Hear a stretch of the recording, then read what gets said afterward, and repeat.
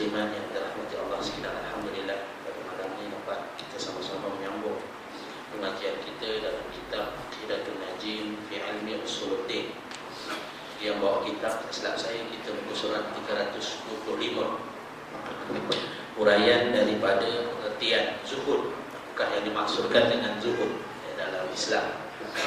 Sebelum ini pengarang telah mengulas kepada kita kelebihan kalimah tauhid. Kesan daripada kalimah tauhid itu akan melahirkan perangai yang terpuji, akhlak yang terpuji, sifat yang terpuji. Antara sifat yang terpuji itu ialah bersifat zuhud, kesan daripada zikrullah, kesan daripada memperbanyakkan mengingati Allah, hinggalah akhirnya zikir itu mengubah perangai dan tingkah laku seseorang. Jadi huraian kita berkenaan dengan zuhud ini, surat 325 disebut berkenaan dengan tawakal. Satu daripada ciri ataupun sifat seseorang itu zuhud ialah tawakal. Kita baca keterangan pengarang atas kali. Dan setengah daripadanya, yakni zuhud, tawakal, dan iaitu menyerahkan dirinya serta percaya hatinya dengan wakil yang sebenar, dan iaitu Allah Subhanahu wa taala. Dengan sekira-kira diam daripada keluh kesah tatkala teruzur asbab, kerana berpegang dengan musabbibul asbab, iaitu penyebab segala sebab, iaitu orang yang menjadikan segala sebab itu, iaitu Allah. Dan tiada memberi cedera pada tawakalnya itu, mencari dan bersepakai, yakni bersifat zahirnya dengan asbab, seperti bekerja dan berniaga dan mendatangkan ubat bagi sihat. Dan apabila adalah hatinya tiada berpegang ia kepada asbab itu, serta adalah padanya bersamaan pada wujud dan adamnya dan tiadanya. Adam mana tiada. Boleh faham? Ini ibarat kita dulu-dulu dah. Sebenarnya tidak susah mudah ya. Sebab itu kalau mungkin orang nak khidmat dalam kitab lama ni, dia boleh memudahkan nak menguraikan ibarat pengarang. Apa makna tawakal? Dia sebut pada kita apa makna tawakal. Tawakal ni bahasa mudah makna menyerahkan diri kepada wakil, ataupun kita terjemah i'timad, pergantungan kita kepada wakil sebenar. Siapa dia? Allah Subhanahu wa taala. Jadi pergantungan kita kepada Allah Taala ini, kata pengarang, tidaklah menafikan kita untuk mengambil sebab. Sebab itu kita nak memahami tawakal ni, kita kena faham apa yang dipanggil asbab, apa yang dipanggil sebagai musabbibul asbab. Asbab apa dia? Asbab ni makna penyebab pada segala sesuatu. Nak dapat duit, kerja. Nak kenyang, makan. Nak sihat, makan ubat. Itu sebab. Musabbibul asbab ialah penyebab kepada sebab. Siapa dia? Allah. Allah penyebab kepada sebab. Dengan bahasa mudah, kalau kita sakit tak makan ubat, boleh sihat tak? Allah Ta'ala nak sihatkan, sihatlah kita. Tapi Allah beri ketentuan, peraturan, kalau kita nak sihat, makan ubat. Sebab itu dalam bab macam ni, ada 3 jenis manusia. Atau dalam bahasa mudah, nak memahami manusia dalam bab tawakal ni, ada 3 kumpulan manusia. Yang pertama, orang yang bergantung kepada sebab semata-mata, tak bergantung dengan Allah. Ini orang kafir. Dia bergantung semata-mata kerana sebab. Dah, kita nak kaya, kerjalah rajin-rajin. Nak sihat, nak makan ubat kalau sakit. Nak pandai, belajar sungguh-sungguh, cari guru yang pandai. Nak keputusan baik, ikhtiarlah. Tuition ke, cari soalan bocor ke, macam-macam. Nah, maknanya kita bergantung kepada sebab. Ada tak orang macam ni? Kebanyakan manusia macam ni, bergantung kepada sebab. Termasuk setengah daripada orang Islam, bergantung kepada sebab semata-mata. Makna ini tidak dinamakan tawakal dalam konteks Islam. Makna ini bergantung kepada makhluk. Maksud tawakal makna bergantung kepada Allah. Martabat yang kedua, maksud tawakal ialah bergantung kepada Allah dan melihat sebab. Ini darjat tawakal yang pertama. Maknanya kita melihat kepada sebab. Tapi kita, walaupun kita tahu sebab ini ya disuruh oleh Allah, tetapi yang menentukan sebenarnya adalah Allah musabbibul asbab. Maknanya kita berusaha, maka jika sekiranya usaha kita itu bertepatan dengan kehendak Allah Ta'ala, berjaya kita. Yang ni kita kata martabat tawakal orang awam kita kan. Boleh salah ada macam ni? Tak salah. Nabi ajar apa macam ni? Nabi ajar. Sebab tu dalam satu hadis ada seorang lelaki, bila dia berjalan, dia sampai dia nak parking unta dia, dia tak nak ikat unta dia. Bila Nabi kata kenapa tidak diikat unta, dia kata aku bertawakal kepada Allah, aku serahlah unta ni. Nak hilang-hilang juga. Wah, pandai dia. Lalu Nabi nasihat dia, aqilha summa tawakkal ala Allah. Ikat dulu.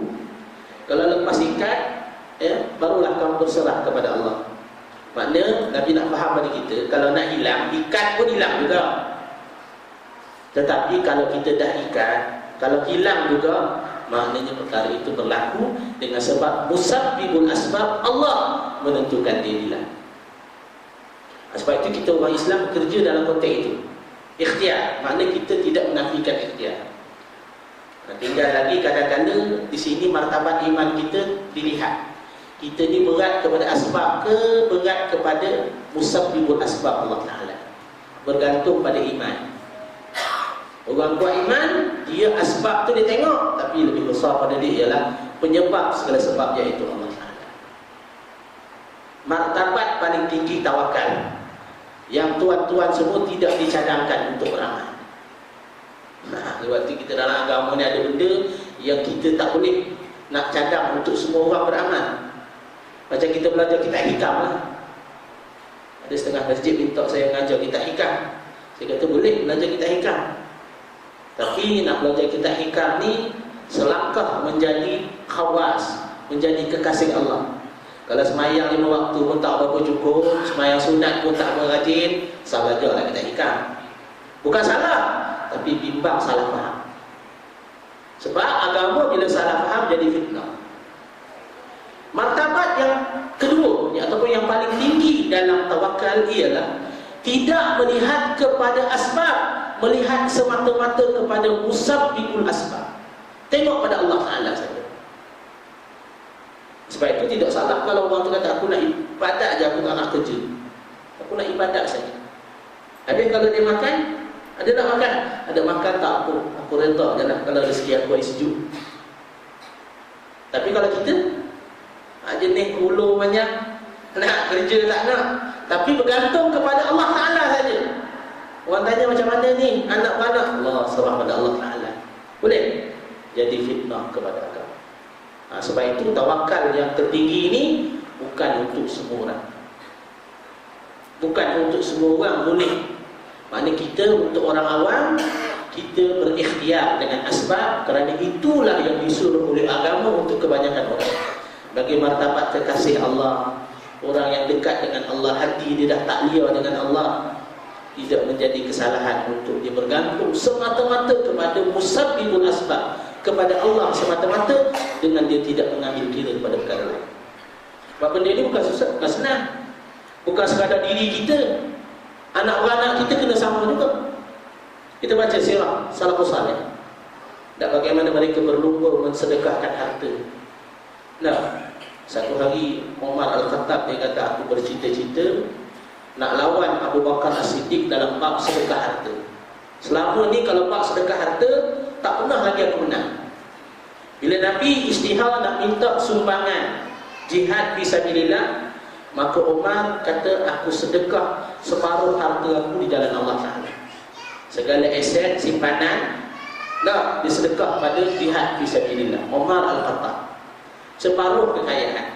Maka Umar berkata, pada hari ini Abu Bakar pun tak boleh lawan aku. Dia kata Abu Bakar mungkin sedekah sikit lah, walaupun dia orang paling banyak sedekah. Tapi selepas itu dia dengar Abu Bakar menyedekahkan seluruh hartanya kepada jalan Allah Ta'ala, fi jihad fisabilillah. Bila orang tanya Abu Bakar As-Siddiq, wahai Abu Bakar, maza tarakta li ahli, Engkau tinggalkan apa untuk ahli keluarga kau? Kau sedekah semua. Ada rumah sedekah, ada simpanan sedekah, ada kebun sedekah. Anak beranak nak makan apa? Apa jawab Abu Bakar? Aku tinggalkan kepada mereka Allah dan Rasulnya. Boleh kita buat? Boleh tak anak bini kita? Maknanya kita ni nak jadi tawakal musabbibul asbab. Nak mana orang kereta bang? Tak ada sedekah kat surau hijrah buat kereta jenazah. Boleh? Tak boleh. Sebab itu kita nak beramal, dia bukan satu kewajipan, dia pilihan. Sama kita kisah-kisah salafus salih, banyak kita dapat kisah. Kita baca riwayat hidup Al-Ais Abdissalam, seorang ulama yang terkenal yang dipanggil sebagai Sultan Ulama. Satu ketika Syria pada masa itu, Damsyik, mengalami kesulitan ekonomi.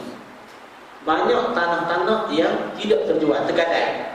Mana tanah dijual murah. Mana orang yang ada duit, peluang nak buat duit, nak kaya, beli masa murah. Maka isteri Al-Ais pesan kepada suami dia. Dia kata, abang, ni barang kemas, tolong gadai barang kemas ni buat beli kebun. Dia pesan kepada Syekh Al-Ais, seorang ulama besar. Maka tuan guru ni pun, Al-Ais ni ambil lah barang kemas isteri dia, pergi ke kedai lalu digadaikan barang kemas, dapat duit banyak. Isteri dia pesan, gadai barang kemas, beli kebun. Kerana sekarang musim orang lelong kebun, kemelesetan ekonomi. Maka Ais dapat jumlah duit yang banyak. Selepas dia dapat duit yang banyak, dalam perjalanan dia nak beli kebun, dia tengok banyak orang miskin minta sedekah, tak ada kerja. Banyak orang miskin tidak kerja, tak ada kerja. Lalu ekonomi meleset. Nah, suasana teruklah pada masa itu. Maka Al-Ais pun terus menyedekahkan sekalian harta yang dia dapat tadi, hasil gadaian barang kemas isteri dia, kepada fakir miskin. Bila dia balik rumah, isteri dia tanya, abang, berapa ekor dapat kebun? Nak gadai banyak barang kemas. Apa jawab Al-Ais?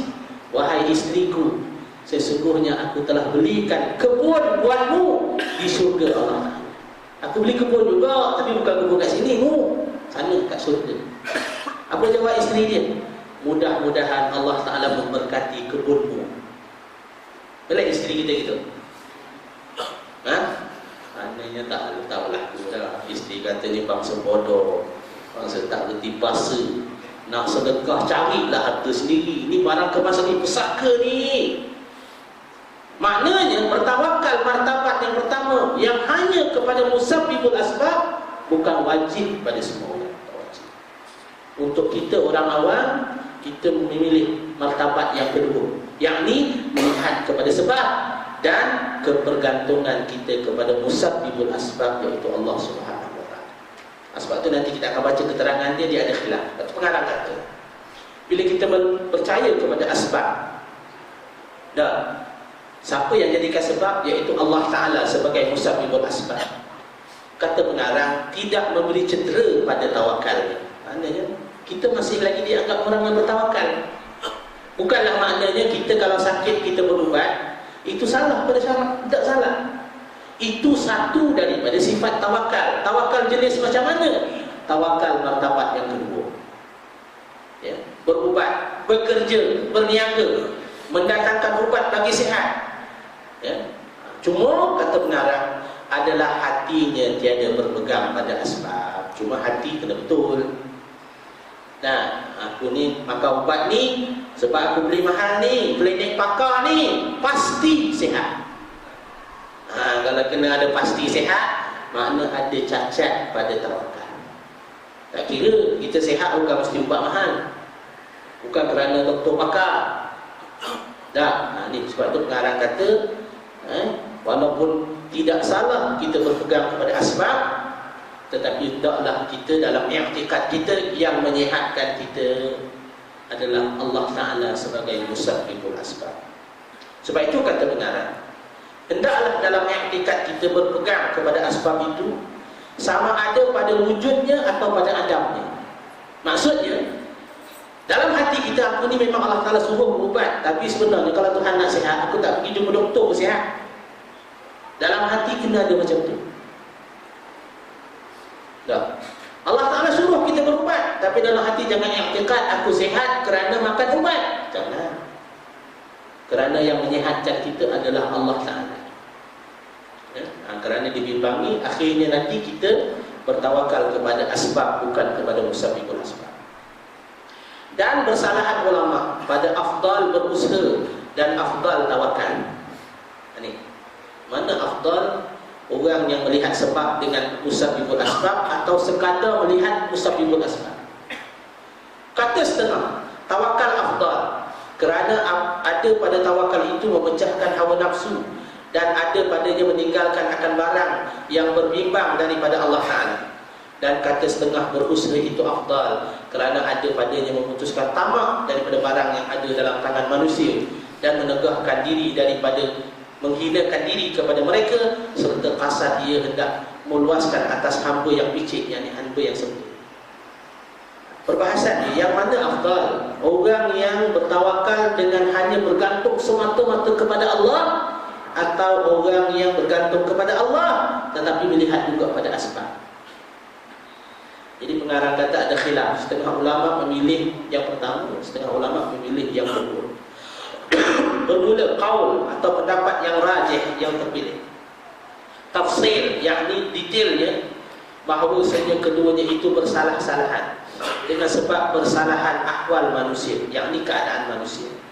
Maka barang siapa sabar ia pada kepicitan, yakni kesempitan hidup, dengan sekira-kira tiada marah ia dan tiada menilai ia bagi meminta akan seorang jua pun, serta tiada bergantung nafkah yang wajib atasnya bagi mereka yang tiada sabar atas kepicikan rezeki, yakni ahli keluarga, maka tawakal pada haknya afdal kerana barang yang sabit pada tawakalnya itu, dan daripada mujahadah nafsunya atas meninggalkan syahwat dan lazatnya, serta sabar ia atas kepayahan. Dan barang siapa tiada ia yang demikian itu, maka berusaha pada haknya itu afdal kerana takut pada marah dan ketiadaan sabar, tetapi terkadang wajib berusaha pada haknya. Sebab itu kata pengarang, kita nak beramal tawakal ni, sama ada memilih yang pertama atau memilih kedua, tengok diri kita, tengok ahli keluarga. Kalau ahli keluarga kita jenis tak sabar, dah macam orang sekarang, kita orang sekarang tak kuat. Dah orang pergi jemaah surau tak kuat juga kita. Dah maknanya kepergantungan kita ni masih kepada asbab. Maka berusaha dan bertawakal itu lebih afdal dari semata-mata bertawakal bulat-bulat kepada Allah. Jadi kata pengarang, terbulat ya, kepada diri seseorang nak beramal ya, kerana dia kata kalau kita memilih tawakal semata-mata kepada musabbibul asbab dengan tidak bergantung kepada sebab, bimbang kita menjadi hina kepada orang. Betul lah. Kita tak nak kerja, nak ibadat saja. Habis anak bini kita nak makan, mana datang anak bini kita makan? Dapat bantuan zakat. Lagi jemaah masjid derma. Lagi bantuan ring contoh. Jadi kita beraturlah kita. Nah, seorang besar bantu ring. Jadi tiba orang keluar bagi bantuan duit beras, kita juga beratur beras. Ini syarak tak suka kalau macam ni. Maknanya kalau kita nak tawakal, tak nak berusaha, tak nak kerja, boleh. Tapi biarlah kita dan ahli keluarga kita jenis redha. Dah, kalau rezeki kita makan air sejuk lah kita. Ahli keluarga pun kita okey. Anak bini kita pun tak ada masalah. Tak ada jadi masalah. Sebab itu nak beramal dengan tawakal bulat semata-mata kepada musabbibul asbab adalah satu amalan yang payah. Pengarang sendiri tidak cadangkan kita buat. Ya. Sebab kita nak jadi macam para sahabat susah. Dalam Quran Allah Ta'ala memuji kepada sahabat muhajirin. Lil fuqara'il muhajirin alladhina ahsiru fi sabilillah la yastati'una darba yahsabuhumul jahilu aghniya'a minat ta'affur ta'rifuhum bisimahum. Di kalangan orang fuqara ini adalah orang muhajirin, sahabat-sahabat Nabi sallallahu alaihi wasallam yang berhijrah daripada Mekah ke Madinah. Tidak berpeluang untuk berusaha, mana tak ada pekerjaan, miskin. Tetapi mereka ini dah orang menyangka mereka orang kaya. Sahabat Nabi ini yang pergi ke ke Madinah selai sepinggang, orang sangka mereka orang kaya, minat ta'affuf, kerana mereka ini menahan diri daripada meminta-minta kerana menjaga kehormatan diri. Ini sifat ni terkunci pada syarat.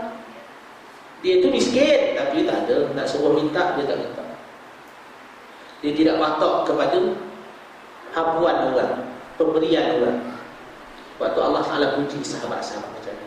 Jadi kita kalau jenis tak sabar, maknanya kita memilihlah dengan tawakal bersama dengan asbab, mengambil kita sebab-sebab, kerana kebanyakan orang pada hari ini tidak suka untuk mencapai martabat yang pertama. Martabat pertama payah. Dan sampai bab tarkut tadawi, meninggalkan berubat. Boleh kita meninggalkan berubat. Sakit, kita tak nak berubat. Sebab orang yang dekat dengan Allah, dia kata yang sakitkan aku ni Allah Ta'ala, yang menyihatkan aku ni Allah Ta'ala. Takkan aku nak benci dengan apa yang Allah Ta'ala beri pada aku. Dengan sebab aku sakit ni banyak aku zikir kepada Allah. Sebab itu kita kalau orang kekasih kita beri, walaupun benda tu pahit, benda tu baik.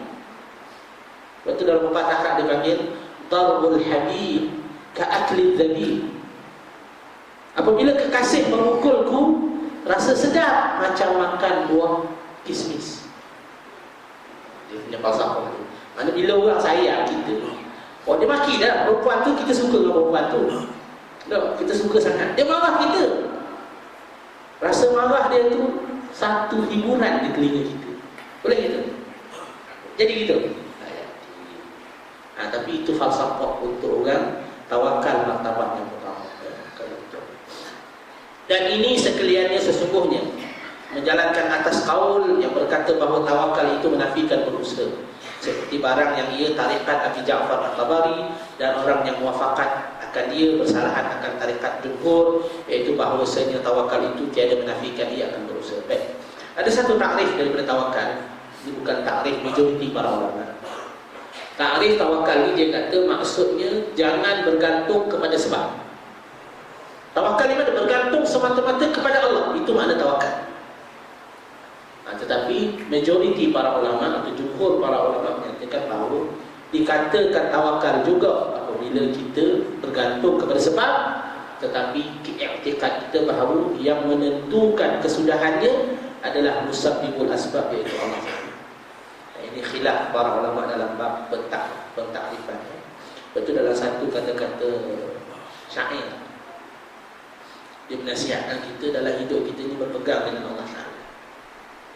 La ta'tamid 'alal insan fahuwa qadir, wa la ta'tamid 'alal zaman fahuwa 'abir, wa'tamid 'ala Allah fahuwa qadir. Dia kata janganlah sekali-kali kamu bergantung kepada manusia, kerana manusia satu hari pasti akan pergi. Betul? Kita kabel kita baik sangat dengan bos. Nah, baiklah kita. Sementara dia jadi bos, dah dia kroni kita, ya, baguslah kita. Tapi kalau dia pergi ganti orang lain, berlalulah peluang itu. Sebab itu kata pengarang, jangan bergantung dengan manusia, manusia akan pergi. Wala ta'tamid 'ala zaman, jangan bergantung dengan masa, kerana masa akan berlalu. Betul tak? Masa kita kuat, masa kita sihat, masa kita handsome lagi muda, orang suka. Bila perkara ini dah tak ada, maka kita akan dilupakan orang. Sebaliknya kata dia, wa'tamid 'ala Allah fa huwa qadir. Sebaliknya bergantunglah semata-mata kepada Allah, kerana dialah Allah yang Maha Berkuasa, yang akan menentukan kita, kehidupan kita. Ini perkara berkaitan dengan tawakal, konsep tawakal itu sebenarnya. Maka terkadang adalah ia orang yang mutawakal padahal ia berusaha, kerana bahawasanya hakikat tawakal atas ini tarikat, percaya dengan Allah dan berpegang atasnya, dan i'tikad bahawasanya sekalian pekerjaan itu dari Allah dan kepada Allah. Dan jikalau serta mubasyarah, yakni langsung akan asbab sekalipun, seperti barang adalah diperbuat akan dia oleh Nabi SAW. Jadi kata benar, makna ikhtiar ini sebagaimana yang Nabi tunjuk. Nabi sendiri menggunakan asbab. Nabi sendiri menggunakan asbab. Kita ambil sirah Nabi SAW, masih hijrah. Nabi menggunakan pendekatan asbab. Nak hijrah, pilih waktu, buat strategi. Tak, suruh Sayyidina Ali tidur tempat tidur dia, kemudian bersembunyi di gua dulu, kemudian ambil juru pandu jalan, kemudian minta bantuan daripada Asma untuk menghilangkan kesan. Dah, kemudian minta bekalan makanan sampai pergi berjaya hijrah, dengan selamat, dapat memperdayakan orang musyrik. Mana Nabi SAW sendiri mengambil pendekatan asbab. Sebab nak selamat, kena ambil cara. Sebab tu ulama-ulama sebut, contoh Nabi mengambil asbab. Dalam perang, Nabi pakai baju besi. Patut-patut dalam perang, kalau Nabi tidak melihat kepada asbab, tak payah pakai baju besi, ya? Betul? Tak payah pakai baju besi. Kan Nabi dipelihara oleh Allah. Wallahu ya'simuka minan nas. Allah memelihara kamu daripada manusia. Tapi Nabi nak perang pakai baju besi juga. Nah, ini kata pengarang bahawa Nabi sendiri mengajar kepada kita tawakal jenis yang kedua. Macam mana? Tawakal dengan mengambil sebab. Sebab kalau orang Islam semua tawakal jenis yang pertama, tak ambil sebab, tak ada kemajuan kita. Betul tak? Semua nak jadi sufi belaka. Tak? Apa jadi masalah ekonomi ni macam mana? Apa semai hajat? Jawapan dia semai hajat. Ni macam mana nak selat ni? Kita pula jadi ada jawatan penting, jadi pengarah ekonomi. Ni macam mana tuan pengarah nak menyelesaikan masalah kelesetan ekonomi? Tak apa, malam ni kita buat semai hajat, zikir banyak-banyak. Sudah gitu. Agama mengajar kita asbab. Ambil perancangan, bermesyuarat, buat tindakan. Sebab tu dalam agama bertawakal tu hukum wajib. Wa 'alallahi fatawakkalu in kuntum mu'minin. Maka kepada Allah lah kamu bertawakal jika sekiranya kamu benar-benar orang yang beriman. Dalam ayat yang lain diletakkan syarat orang Islam itu bertawakal. Wa qala Musa ya qaumi in kuntum amantum billah fa 'alaihi tawakkalu in kuntum muslimin. Maka berkata Musa kepada kaumnya, wahai kaumku, kalau benar-benar kamu beriman kepada Allah, maka kepadanya lah kamu bertawakal jika sekiranya benar-benar kamu terdiri di kalangan orang yang Islam. Yang di mananya tawakal itu adalah merupakan suatu perkara yang disuruh oleh syarak sebagai satu tuntutan daripada kehidupan kita sebagai seorang Muslim. Sahabat-sahabat radhiyallahu anhu malah orang tidak tawakal. Zaman Umar Al-Khattab ada satu kumpulan orang, dia tak nak kerja, duduk dekat masjid. Bila Umar Al-Khattab tanya kepada orang ni, apa kamu buat? Duduk di masjid-masjid ni, pergilah kebun, pergilah cari pekerjaan. Maka mereka menjawab, kami bertawakal kepada Allah. Orang ni duduk masjid ni, dia kata kami bertawakal kepada Allah, kami tak nak kerja. Maka apa jawab Umar? Wa qad 'alimtum anna as-samaa'a la tumtiru zahaban wa la fiddah. Kamu sendiri tahu sesungguhnya langit tidak pernah menurunkan emas dan perak. Langit tak turun emas, tak turun perak. Nak cari emas dan perak, kena usaha lah. Ini makna Umar menentang sikap sesetengah orang Islam, khususnya pada zaman dia, yang menolak asbab semata-mata. Jadi kita nak beramal dengan musabibul asbab ni, tengok keadaan, tengok martabat kita sesuai dengan keadaan diri kita. Jadi kalau kita tak ada tanggungan boleh tak?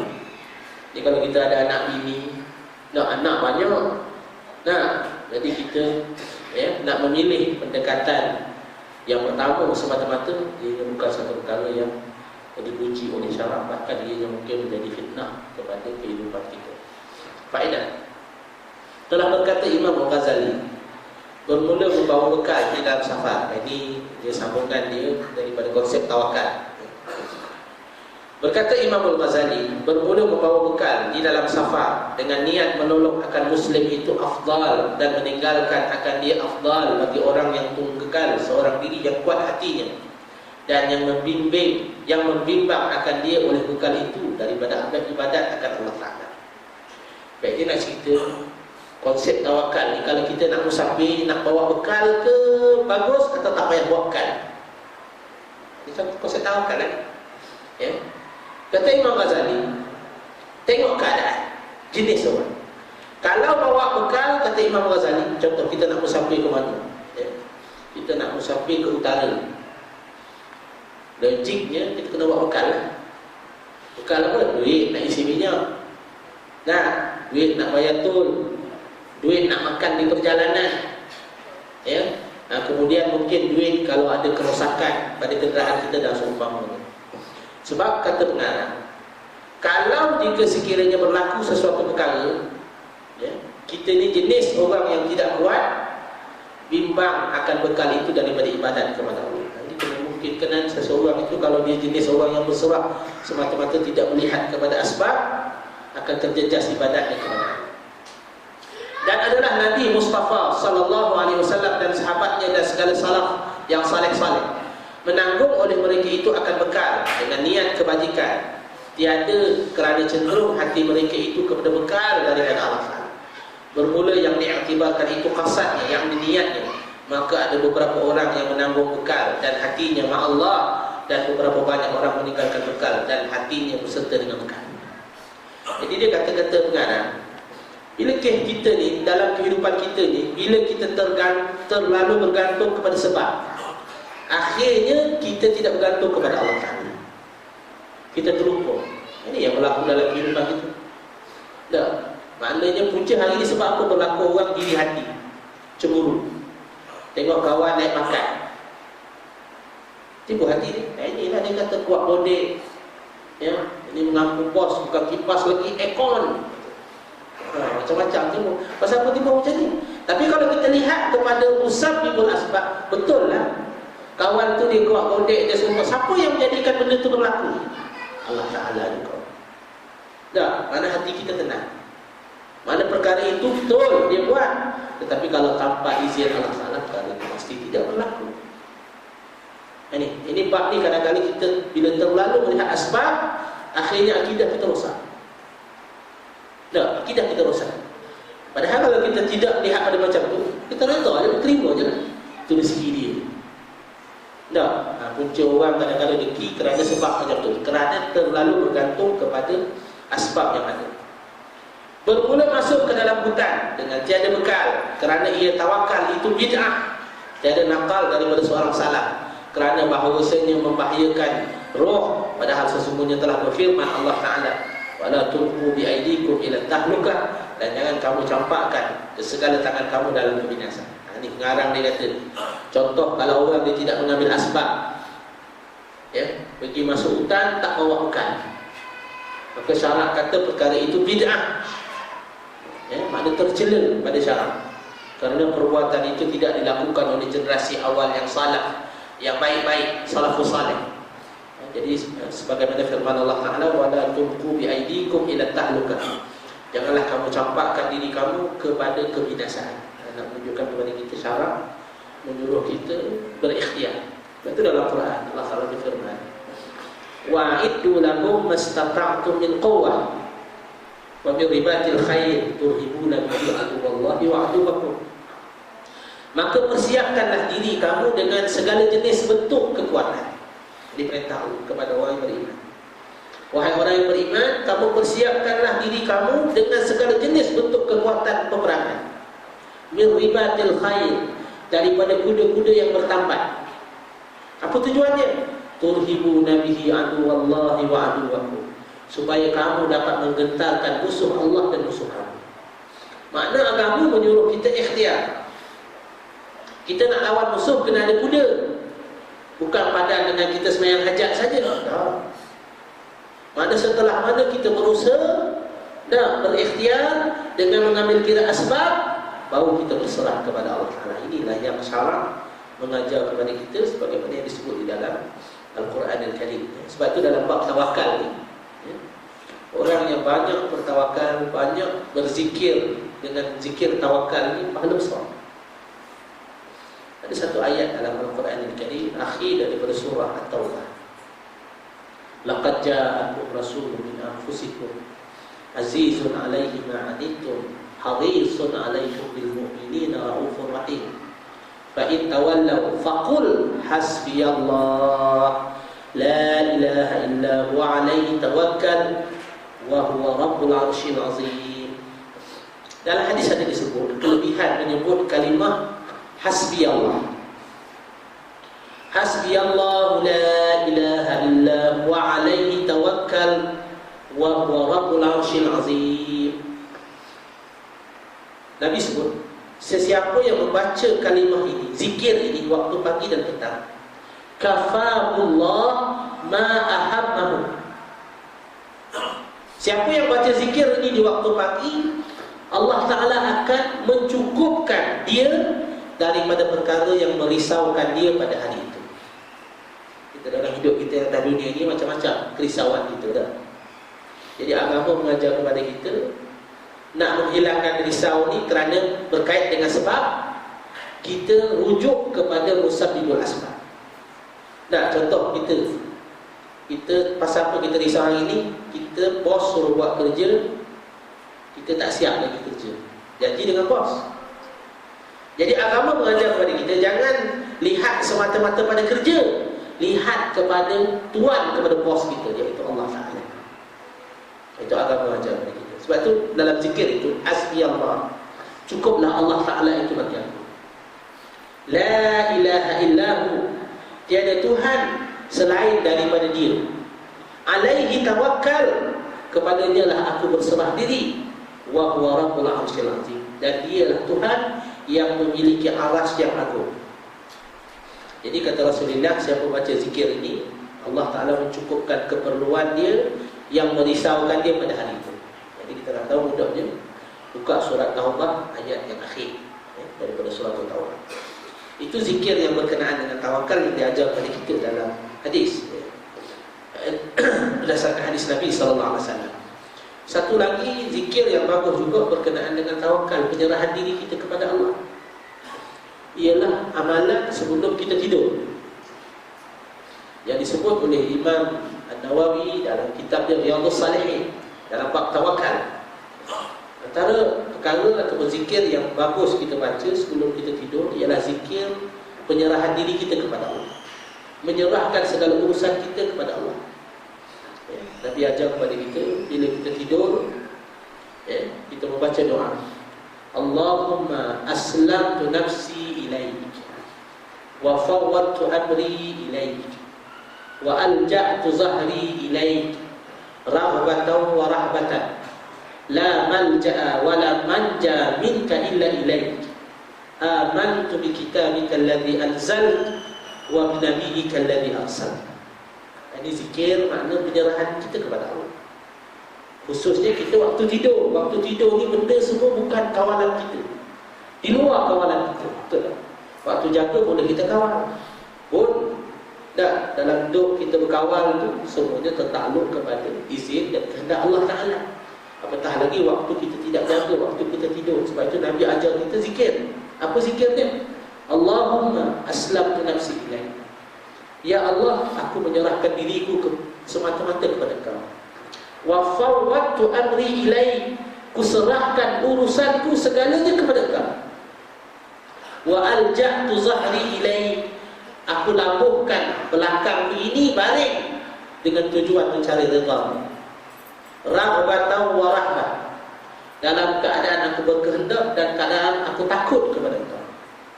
La malja'a wa la manja minka illa ilaik, hakikatnya tiada tempat berlindung, tiada tempat yang memberi keselamatan kecuali daripada Kau dan kepada Kau. Amantu bi kitabika alladhi anzal wa bi nabiyyika alladhi arsal, aku beriman dengan kitab yang telah Engkau turunkan ya Allah, dan juga dengan rasul yang telah Engkau utuskan kepada aku. Nabi SAW sebut dalam hadis, siapa baca zikir ini, dia tidur, kalau dia mati, wa in minta ala fitrah, kalau orang tu mati, dia mati di atas fitrah. Fitrah makna apa? Makna fitrah ni bersih daripada dosa, Tuhan ampun dosa kita. Kalau dia tidak mati, Nabi kata, dia bangkit esok pagi, asabta khairan, seseorang itu akan mendapat kebaikan di waktu siangnya. Jadi syarak mengajar kepada kita zikir-zikir berkenaan dengan penyerahan diri kepada Allah. Sebab tu zikir penyerahan diri kepada Allah Ta'ala ni banyak kelebihannya. Ya, kalau kita tengok dalam Quran sendiri, Allah Ta'ala ajar kepada kita bagaimana sifat orang mukmin apabila berhadapan dengan musuh. Wa qalu hasbunallah wa ni'mal wakil. Selepas ayat itu Allah Ta'ala sebut, fanqalabu bi ni'matin minallahi wa fadl lam yamsashum su' wattaba'u ridwanallah. Golongan mukmin ini, mereka itu apabila berperang berhadapan dengan musuh, setelah mana mereka mempersiapkan segala kekuatan, tapi dia tengok musuh ni hebat, banyak jumlah bilangan dia, maka apa yang disebut oleh mukmin? Hasbunallah wa ni'mal wakil. Cukuplah Allah bagi kami. Hakikatnya Allah lah sebaik-baik wakil. Allah lah sebaik-baik wakil. Maka mereka ini, kata Allah, ayat tersebut, fanqalam, mereka ini balik daripada peperangan itu dengan mendapat nikmat Allah Subhanahu wa taala. Lam yamsashum su', mereka tidak ditimpa keburukan dan mereka mengikut keredaan Allah Ta'ala.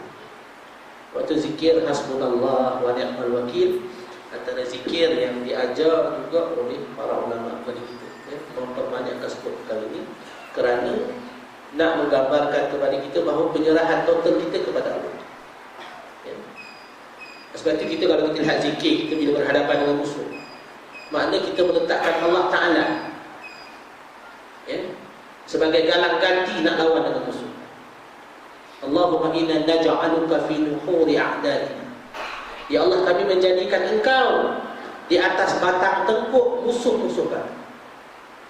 Allah Ta'ala, sebab Allah Ta'ala jaga musuh-musuh kita ni. Allah Ta'ala nak menentukan sama ada musuh boleh beri mudarat kepada kita atau tidak. Sebab itu kita letakkan Allah Ta'ala, pergantungan kita kepada Allah Subhanahu wa ta'ala. Dan setengah daripadanya azan ya.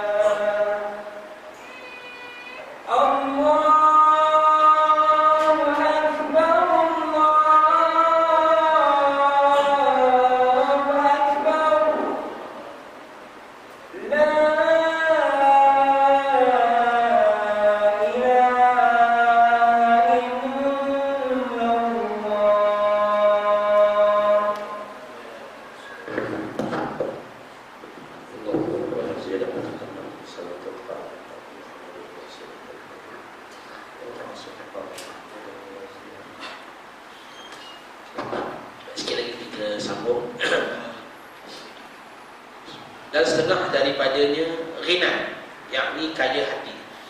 Satu daripada ciri zuhud ni kaya hati. daripada lain daripada Allah Subhanahu wa taala, tiada cenderung kepada asbab, maka tiada ia taklidkan pada satu pekerjaan dengan jikalau atau mudah-mudahan, kerana diketahuinya bahawasanya sekalian perkara itu datang daripada Allah, padahal tunggal ia pada menjadikan sesuatu baik. Pengarang kata satu daripada sifat ataupun ciri zuhud itu ialah kaya hati. Dalam agama suruh kita ni minta jadi kaya. Cuma kaya dalam agama ni maksudnya minta kaya hati. Sebab tu sebut dalam hadis, laisal ghina an kasratil 'abd walakinnal ghina ghina an-nafs. Bukanlah yang dikatakan kaya itu kaya barang harta benda, tapi yang dikatakan kaya itu ialah kaya jiwa. Jiwa yang kaya. Sama macam dalam doa Nabi minta supaya ini nas'alukal huda wal tuqa wal afaf wal ghina. Ya Allah, aku mohon supaya kau berikan kepada kami tuqa, ketakwaan, huda, hidayah, afaf, kemuliaan ataupun kehormatan diri, wal ghina, dan kekayaan. Sebab itu dalam syarak makna kekayaan ini lebih kepada kekayaan jiwa. Walaupun dalam agama juga kekayaan harta benda adalah satu juga bentuk kekayaan, tapi yang lebih besar daripada itu syarak kata kaya hati, dengan maksud kita ni terkaya, makna tidak berhajat kepada selain daripada Allah. Tak, macam kita manusia hari ini kebanyakannya kita berhajat kepada asbab.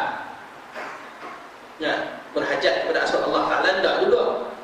Tapi sebab itu kata pengarang, kaya hati lain daripada selain Allah Ta'ala dan tiada cenderung kepada asbab. Ini satu daripada pengertian yang dikatakan dengan tawakal. Dan setengah daripadanya faqar, iaitu iftiqar, berkehendak kepada Allah selama-lamanya.